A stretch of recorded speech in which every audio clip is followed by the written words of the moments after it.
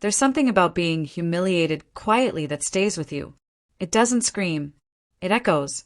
It was meant to be a celebration.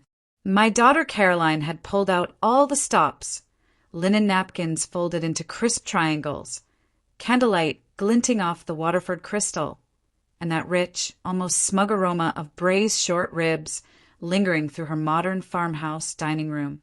They were toasting Sheldon's promotion, my son-in-law the star of the evening, and I was there, the token retiree. Sheldon, slick-haired, sharp-smiled Sheldon, had risen to regional sales manager at McConnell and Ford Logistics, and Caroline wanted the world, or at least the family, to know it. Her Instagram caption had read, "Proud wife moment, celebrating Sheldon's next big chapter." I didn't mind that. I've always been proud of her. But what followed at that dinner table made me wish I'd never accepted the invitation at all. "You know, Mark," Sheldon said, swirling his Cabernet with a little too much flair, "retirement must be peaceful. No pressure, no deadlines, no real responsibilities." I set my fork down gently. The prime rib I had looked forward to sat untouched. Caroline laughed nervously. "Sheldon." He leaned back in his chair, the head of the table now his permanent seat, and added, "I mean, let's be honest. It's got to be weird to go from building bridges to clipping coupons." Laughter bubbled at the far end of the table. Mild, hesitant, but not from Caroline, not from me. Just his younger brother Jared and his wife Amelia, who probably thought Sheldon walked on water. I gave a small smile, feeling the sting, but choosing silence. Then he said it. "Sheldon." Caroline hissed, but he ignored her. He chuckled and looked right at me, eyes gleaming over the rim of his glass. "What's it like to be a loser?" Silence. Thick, embarrassed, sticky like honey gone sour. I looked around the table. My sister-in-law's eyes dropped to her plate. Jared tried not to smirk. Amelia blinked like someone watching a drama unfold they hadn't paid for. Everyone was waiting for me to laugh it off. Shrug. Sip my water. Instead, I smiled, and I said very softly, "How does it feel to know that this loser will no longer be paying your bills?" Sheldon froze, like I'd poured ice water down his spine. Jared's smirk collapsed. Amelia's fork clattered to her plate. And Caroline, her eyes widened as if I'd just flipped the entire table. "What are you talking about?" Sheldon asked, a sudden tightness in his voice. I folded my napkin slowly, placed it on my lap, and looked him dead in the eyes. "I've been paying your mortgage, Sheldon, since month 5. His face paled. "That's not true." "Oh, it is. Caroline asked for help.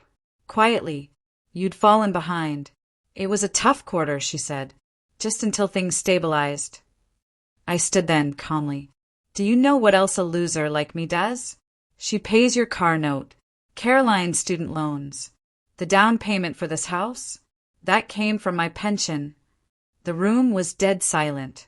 "Sheldon," Caroline whispered, horror blooming across her face. "I was going to tell you." He turned to her. "You said we refinanced." "I lied," she snapped, tears welling. "I didn't want you to feel like a failure." The irony made me nearly laugh. Didn't want him to feel like a failure? He was the one who called me a loser, with my money under his roof. I leaned forward, just enough to make sure he heard me.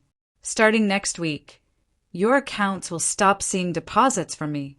You'll manage on your promotion, won't you?" Wait. Sheldon raised a hand like he could stop a wave mid-surf. "You can't just pull the plug like that." I raised an eyebrow. "Can't I?" He tried to smile, tried to recover, but the panic had set in. This is some kind of overreaction. It was just a joke, come on. I didn't answer, because it wasn't about the joke. It was about years. Years of giving quietly, of helping them survive behind closed doors while they played king and queen at the dinner table, of watching them turn my support into their status. And now my silence had ended. I walked out of that dinner without dessert, without apologies, and without regret. The next day, Caroline called. She didn't start with hello. She started with, "He's furious." "I'm sure he is," I replied. "He didn't know," she said. "About the money. Not all of it. Just the down payment. I handled everything. I didn't want him to feel small. I offered." She sighed. "Caroline, I didn't do it to humiliate him, but he did that himself." There was a pause. Then she said, "He wants to come over and talk." "No," I said. "He can write." "What?" "I don't want more of his voice. I want to see what he looks like on paper." She didn't argue, and I didn't budge. That evening, a courier delivered a handwritten letter. It was long, self-righteous, thinly veiled apologies, tangled in excuses. He didn't say thank you once, so I returned it unopened. 3 days later, Sheldon's company faced a sudden restructuring. The promotion that gave him such a high seat at the table? Gone. He was transitioned, which is corporate for fired. And you know what happened next? He called me, but not to apologize, to ask for help. Again, I listened. Let him speak. Let him grovel, gently. And then I said, "Sheldon, I'm retired. Losers like me don't fund kings.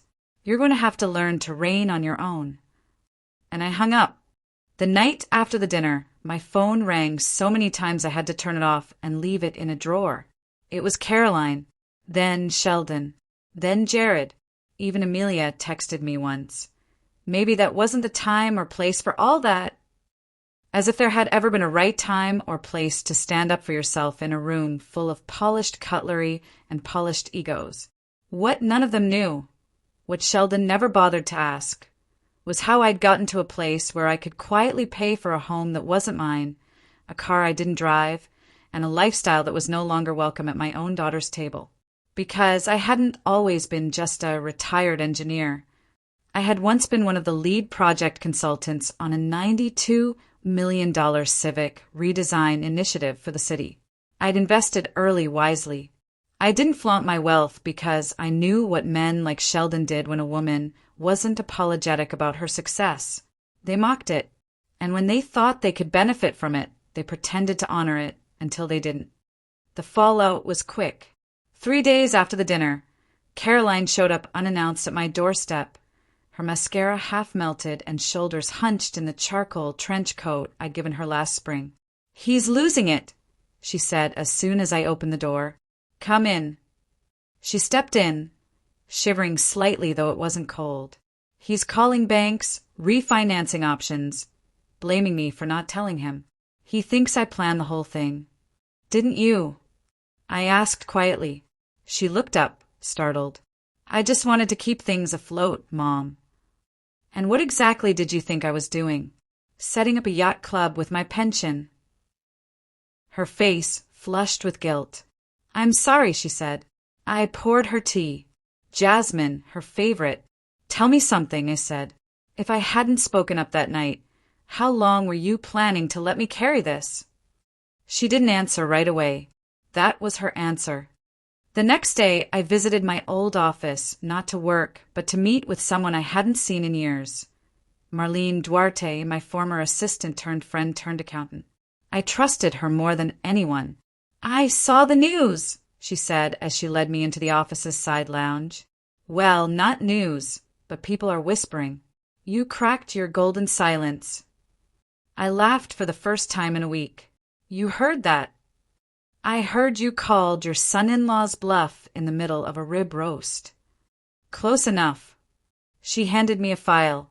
"These are the last 5 years of transfers. Housing, tuition, utility carryover. You didn't just float their lifestyle, you anchored it." I flipped through the documents. Line after line of electronic wire transfers from my account to various aliases Caroline used to keep it off Sheldon's radar. "I want to freeze everything," I said. "Stop all auto payments. Liquidate the trust that covers their emergency reserve." She didn't blink. "Done. Do you want a full audit?" "No, but I want a paper trail. Black and white."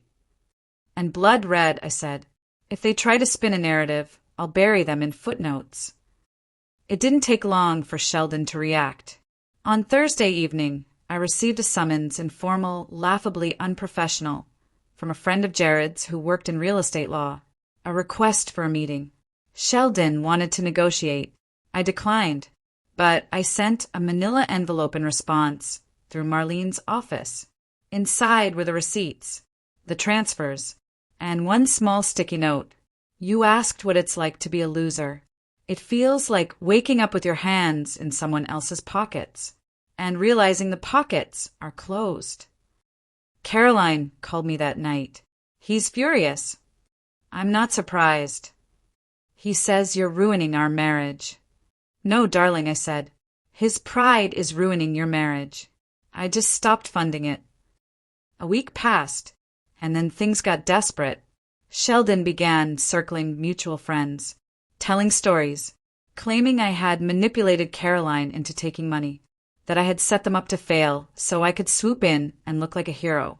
The part that broke me wasn't the lie.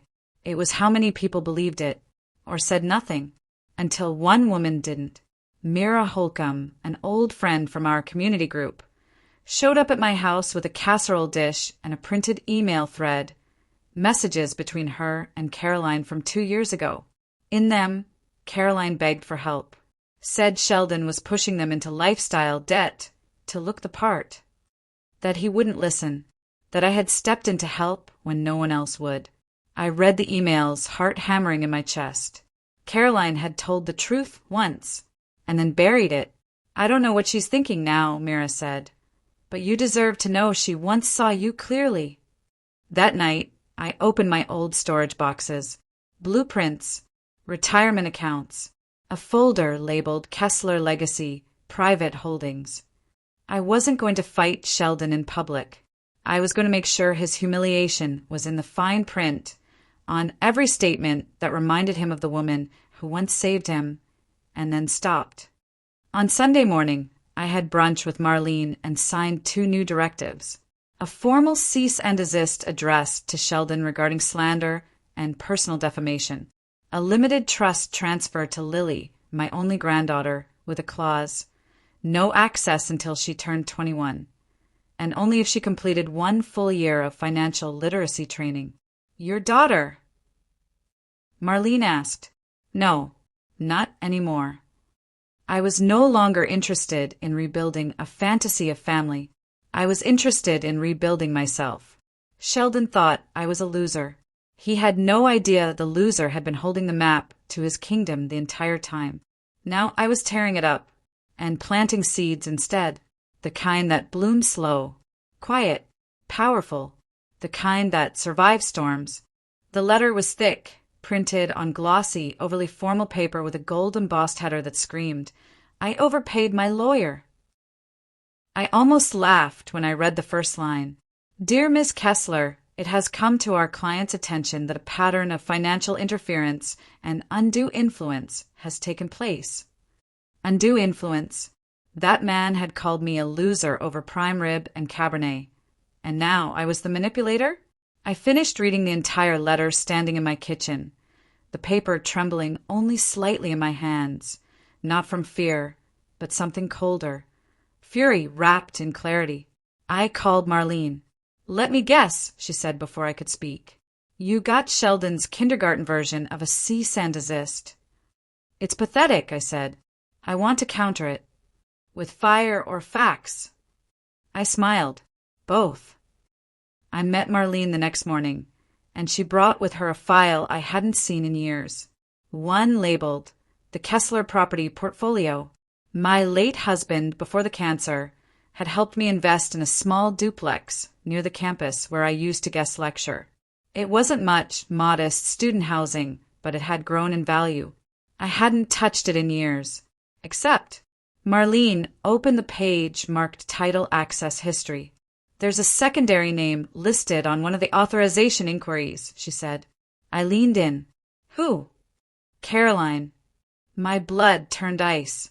She had accessed the deed file from our shared Family Cloud account months ago, right after Sheldon's first promotion, around the time they were house shopping. She didn't alter anything, Marlene added, but she definitely pulled the file, possibly to see if there was any way to leverage or mortgage it without your direct involvement. I sat back in my chair. They were planning to use it. Maybe still are. I took a breath. Lock it. Move the title into the LLC you helped me set up last year. The one for your legacy grants. Yes, I said. Let's make sure the only people who benefit from what I built are the people who respected the foundation. Marlene nodded. Consider it done. Later that week, I drove to the very house they currently lived in, the one they thought they owned. Caroline met me at the front door, arms folded, looking more tired than I'd ever seen her. Why are you here? Just checking on my investment. This isn't your house, she snapped. I raised an eyebrow. Is it not? Because I'm fairly certain your name isn't the one that signed the purchase contract, nor the one that receives the tax documents. Her jaw tensed. You're angry, I continued, but I want you to be clear. You were never the target of that dinner fallout. Sheldon was, because while you chose silence, he chose disrespect. Tears welled up in her eyes. I didn't know what to do. You could have told the truth. He would have left. Then maybe he should have. She looked away. I handed her a sealed envelope. Inside, a printed email, an offer letter for Sheldon's new job. I had requested a copy through one of my network contacts at McConnell and Ford, disguised as a reference check. It showed his compensation package, less than half of what he'd told Caroline. He lied to you, I said. While I was wiring money to keep your lights on, he was pretending to be a provider, and now he wants to sue me.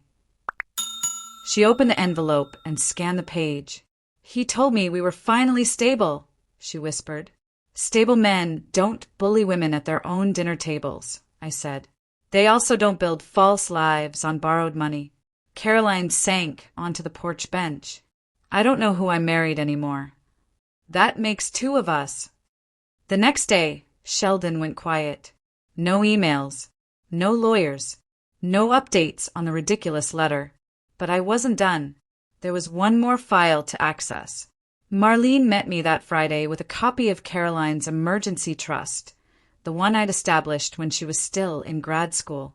You're not going to like this, she warned. What now?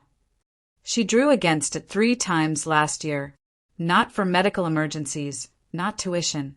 One transfer was labeled Private Consulting for Media Launch. The second, Engagement Party Repayment, Jared and Amelia. I blinked. They paid for his brother's engagement party with her emergency trust? And the third was for $12,000. What for? Unlabeled. Straight withdrawal. Cash. My stomach turned. And Sheldon knew? I doubt it, Marlene said. I cross-checked the dates. That's around the time he posted that Instagram caption about generational wealth doesn't happen by accident. I nearly laughed. You want to revoke her access? Marlene asked. I paused, then shook my head. No, leave it, but send her a statement. Every dollar, every date. Let her see her own signature beside each withdrawal. No accusations, just math. That's colder than freezing the account, Marlene muttered. No, I said. It's teaching her what she taught me. Silence is consent. 2 days later, Caroline showed up again.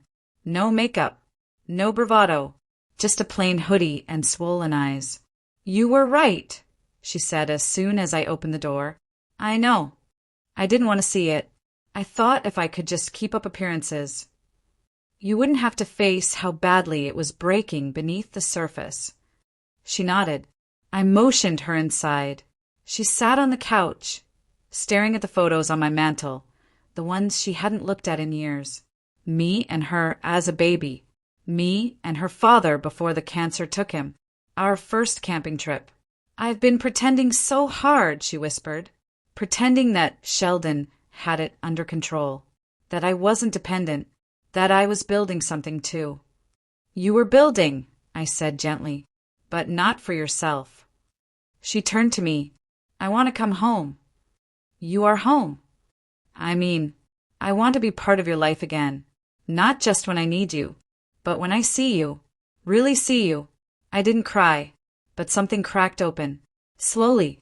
Safely. I nodded. Then help me build again, I said. Only this time we build without illusion.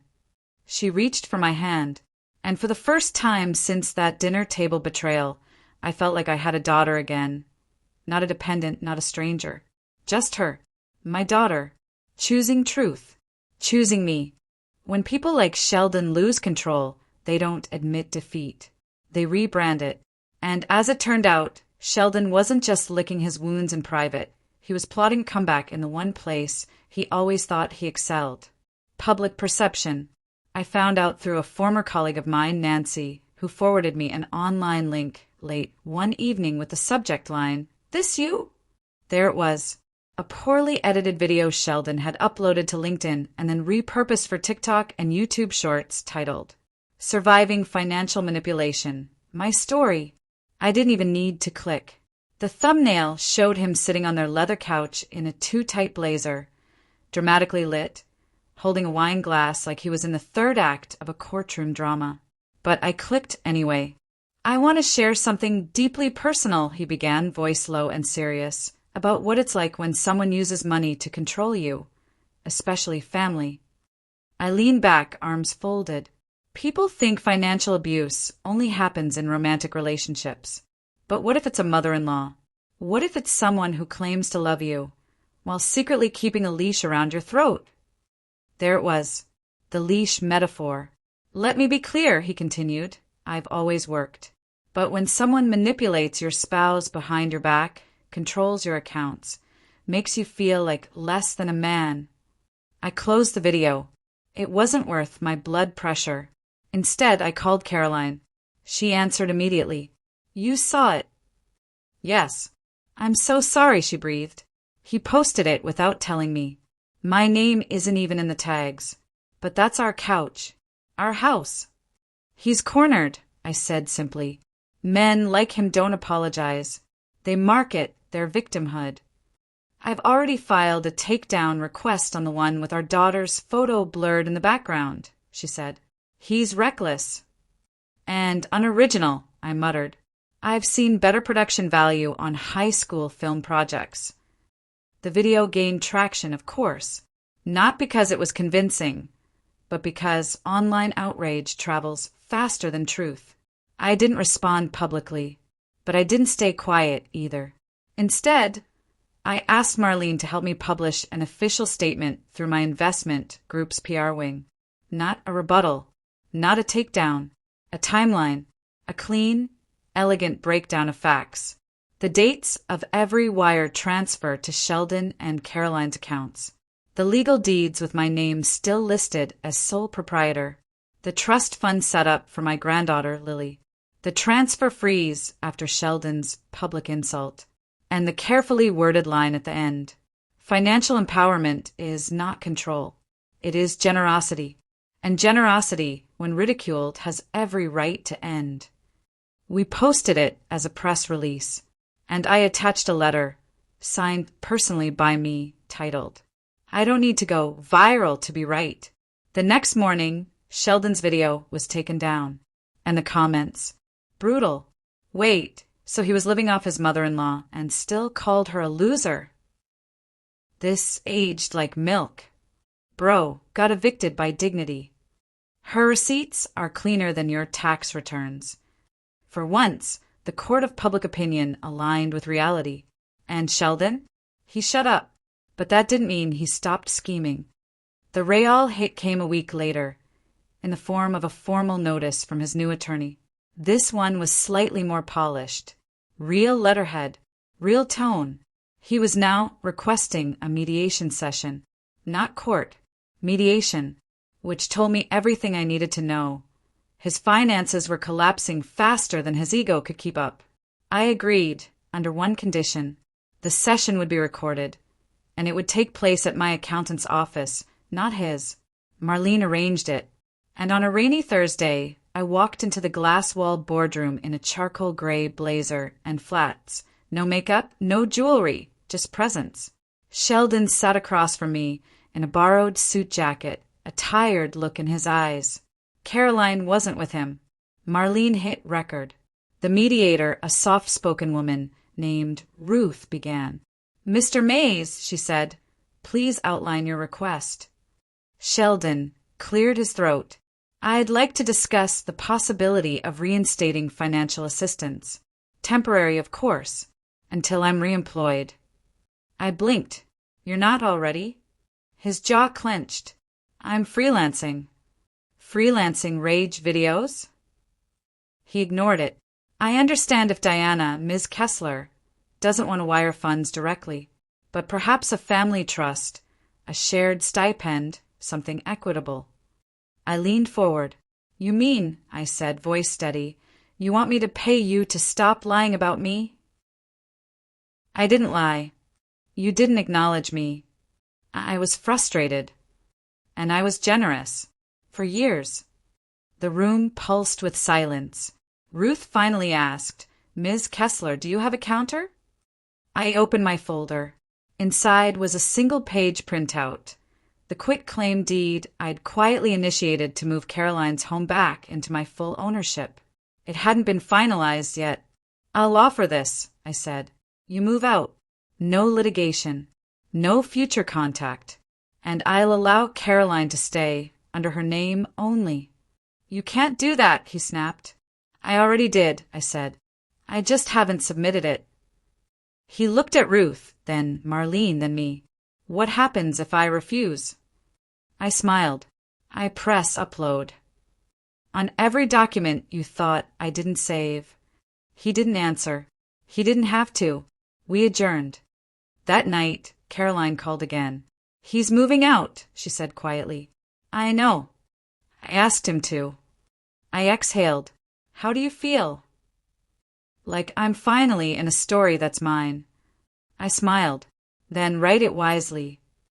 2 weeks later, I hosted dinner. Not a grand one. Just Caroline, Lily, and Marlene.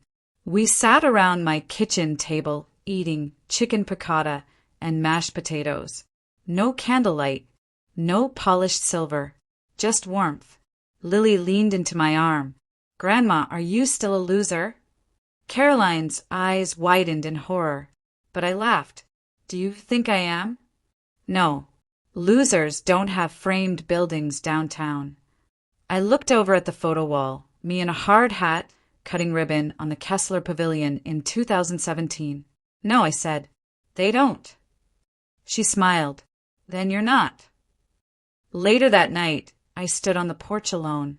The air was cool, and the stars were hidden. But I felt everything. Not triumph, just truth. Sheldon had tried to shame me at a dinner table I once helped furnish. But now, he was eating alone, and I was at peace. 2 weeks after the mediation, I received an email that stopped me mid-step on my porch. It came from the City Women in Leadership Council, a group I hadn't thought about in years. I opened it expecting a newsletter or a donation request, but instead the header read, "Congratulations! You've been nominated for the Alexandria Strong Award." My thumb hovered over the screen. The Alexandria Strong Award was usually reserved for women who had led landmark civic efforts, started foundations, or shattered glass ceilings in highly visible ways. I had done none of that, at least not recently. Still, the email continued. "You have been nominated for your quiet, consistent leadership, your integrity in the face of public defamation, and your decades of community support. Your impact has come to light not through self-promotion, but through undeniable action." I blinked. It wasn't about engineering projects. It wasn't even about my name. It was about how I'd handled him. How I didn't swing back with fists, but with facts. How I didn't scream. I documented. And how, even in silence, I had spoken loudly enough for people to listen. I didn't tell Caroline right away. Instead, I forwarded the email to Marlene with the subject line, "Well, this is a twist." She replied within minutes. "Well deserved. And perfectly timed. I think you should say yes." The ceremony was in a month. The public portion of my life, what little of it existed, was about to shift, and I had no doubt Sheldon would hear about it. I didn't have to wait long for his response. 3 days later I saw him, not in person, on my LinkedIn feed. He had posted again. This time it was subtler. Not a video, not a cry for pity, just a photo of himself in a cafe with the caption, "Rebuilding quietly, reclaiming my voice."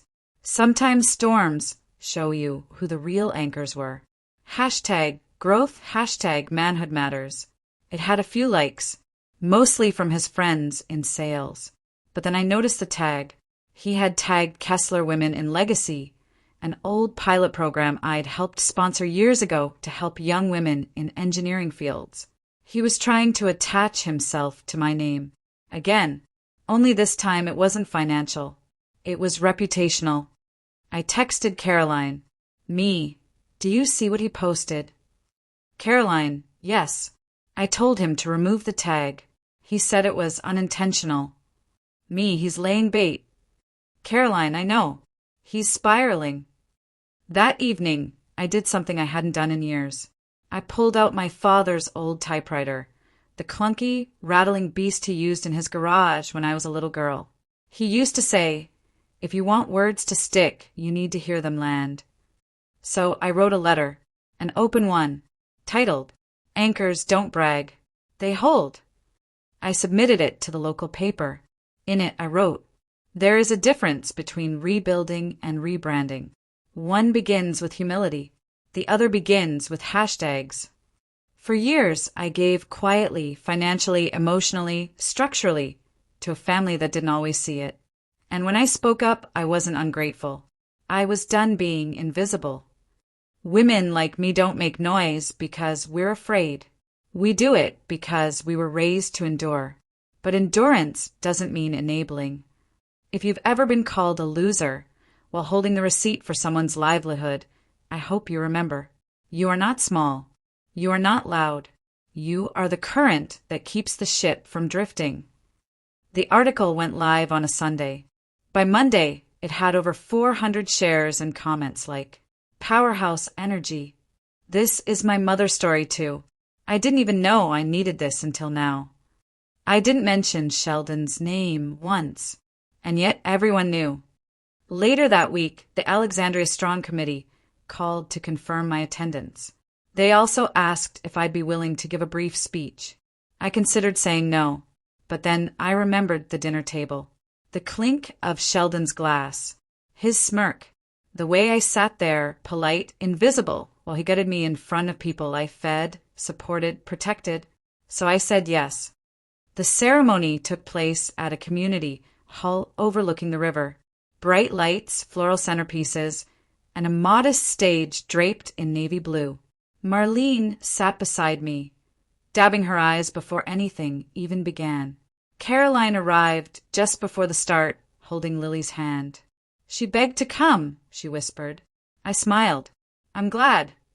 When it was my turn to speak, I kept it brief. I didn't read from notes. I didn't quote famous authors. I simply said, "Years ago, someone asked me what it felt like to be a loser. That night, I answered him with a smile. But today, I'll answer with clarity. It feels like being underestimated. It feels like building the table, then being denied a seat. But mostly, it feels like peace when you finally stand up and walk away from the people who only clapped when they needed you. If that's losing, I never want to win another thing in my life." The applause that followed wasn't thunderous. It was warm, lasting, real. After the ceremony, Lily tugged at my sleeve. "Grandma." "Yes, sweetheart." "Did you lose something?" I paused. "Maybe I did," I said, "but I think I found something better." "What?" "Me." She smiled. "Can we eat cake now?" "Yes," I said. "Definitely." I never saw Sheldon again after that. Not in person. Not online. Caroline said he moved cities for a new job. Something less public. Less pressure. And good for him. Let him rebuild. I wasn't chasing revenge anymore. I was walking into something quieter. Something stronger. Legacy. With my head high, and no one's glass raised above me. The recognition faded quickly, and I was glad for that. I wasn't built for attention. I never needed stages or spotlights. I was built for stability. Foundations. The kind of strength that didn't sway in the wind or shout over applause. After the Alexandria Strong ceremony, things returned to something that felt like normal. Not the old normal, the one where I gave too much and asked for too little, but a quieter, more balanced rhythm. Mornings in the garden. Afternoons consulting with a small mentorship program Marlene connected me to. Evenings sometimes with Caroline and Lily, sometimes just me and my quiet house. It wasn't lonely. It was earned. And then one Friday afternoon, a letter arrived in the mail. Handwritten. No return address. But I recognized the handwriting immediately. It was Sheldon's. I stared at it for a long time before opening it. Diana, I've rewritten this several times. Maybe this one will actually make it to you.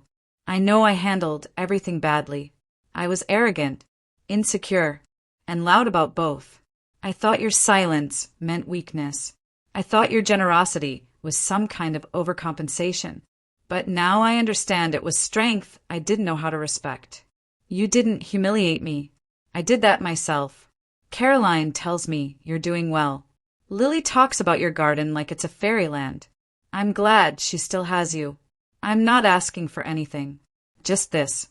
Thank you for what you did before I deserved it. And thank you again for stopping. Sheldon. I folded the letter and tucked it inside an old hardcover engineering manual I hadn't touched in years. Not because I needed the memory, but because growth deserves to be stored somewhere, quietly, respectfully. I didn't write back. Not because I was angry, because I was done. He had taken up too much space already. That weekend, Caroline invited me to dinner. Her house. Just the two of us and Lily. No celebration. No spectacle. Just food, laughter, and ease. Lily helped me make her favorite cookies, lemon shortbread with a sprinkle of sugar crystals, and I taught her how to zest with the back of a spoon. Later, as we sat on the porch, she crawled into my lap and asked, "Grandma, what's something you're proud of that no one else saw?" I looked out at the garden. "I once stayed quiet when I should have spoken up," I said. "Then I finally did. And I didn't yell. I didn't scream. I just told the truth." She tilted her head. "Did it work?" "Yes," I said. "Not right away, but eventually." "Did it hurt?" "A little, but not as much as pretending everything was fine."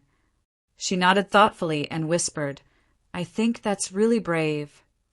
I kissed the top of her head and held her close. No award, no headline, just the reward of a child knowing the truth of her grandmother's strength. A week later, I received another unexpected message. This one from the City Women in Leadership Council. They wanted me to consider mentoring a group of young professionals in a new program called Resilient Architects, a 6-week course focused on integrating personal ethics into engineering projects and leadership culture. Marlene had already sent them my name. Typical. I agreed, and the first session started the following month. 25 young women, all sharp and hungry, some fresh out of school, others mid-career, all of them looking for something steadier than ambition, something meaningful. I started the first session by sharing a simple principle. Being good at what you do is not the same as being safe to be around, and power without grace will eventually rot. They wrote that down. More than that, they understood it. One morning, about 2 months after that dinner that started it all, I walked past the very table it happened at. Caroline had changed the dining set. Smaller now, brighter wood. It was beautiful, really, but more than that, it felt honest. No more chairs reserved for men who insulted the ones paying the bills. No more empty rituals performed over tension. Just a new beginning. We sat there together, Caroline and I, drinking coffee. "I feel like I lost a lot this year," she said quietly. I nodded. "You did. But I gained something, too. You did. Do you hate me? She asked. No, I said softly. I was sad for a long time. But hate? Never. She exhaled, the kind of release only a daughter gives when she still hopes for her mother's approval, even after she's grown. I want to rebuild better, she whispered. You already are. That night, I went home and wrote a letter to myself. Just a small note on thick stationery. I slipped it into my desk drawer under my old pension documents. It read, You were never a loser. You were the net they didn't know was catching them. And when you walked away, they finally learned to stand. Sometimes, standing up doesn't look like shouting. It looks like stopping the check. It looks like walking away from a table you paid for. It looks like saying no more. And when the world tries to call you a loser, you just smile and ask the one question they can never answer without choking. How does it feel to know the loser was holding everything together? Because I wasn't just holding it together. I was the architect, the anchor, the force they didn't recognize until I let go.